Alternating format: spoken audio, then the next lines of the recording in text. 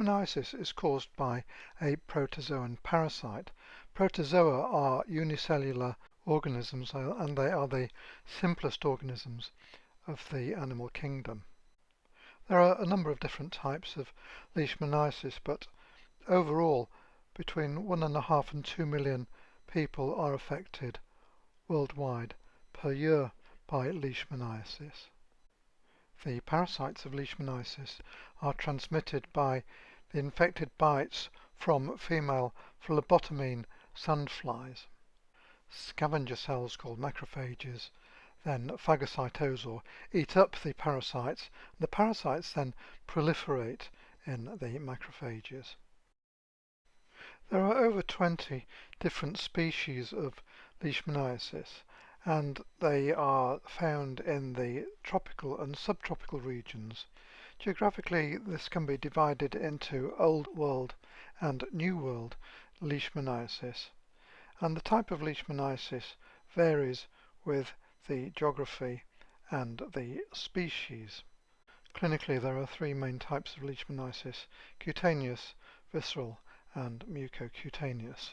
Old World Leishmaniasis includes Asia, Africa, the Middle East and Southern Europe, and species causing Old World Leishmaniasis include Leishmaniasis major, Ethiopica and Donovani. New World Leishmaniasis is found in predominantly Latin America, and species found here include Leishmaniasis brasiliensis, mexicana and Chagassi. Risk factors in areas where Leishmaniasis is endemic include poverty, poor sanitation, malnutrition, and patients with immune deficiency such as those with HIV are at particular risk of Leishmaniasis. By far the most common type of Leishmaniasis is simple cutaneous Leishmaniasis that affects up to 1 million people per year. And what happens is that the sandfly bites the skin, resulting in an itchy papule developing into a nodule that becomes an irregular ulcerating lesion that will gradually resolve over around 6 months. Histologically, the lesions contain granulomas with foreign body type giant cells, but few parasites. In contrast, the diffuse type of cutaneous leishmaniasis is rare, but the body becomes covered by keloid-like nodules containing abundant macrophages containing parasites. As the name implies, mucocutaneous leishmaniasis affects the areas covered by mucous membranes including the anus, vulva, larynx and nasal septum, and these lesions contain numerous macrophages containing parasites.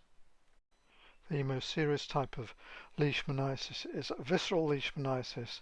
This affects between 50 and 90,000 people per year worldwide, and without treatment it is fatal.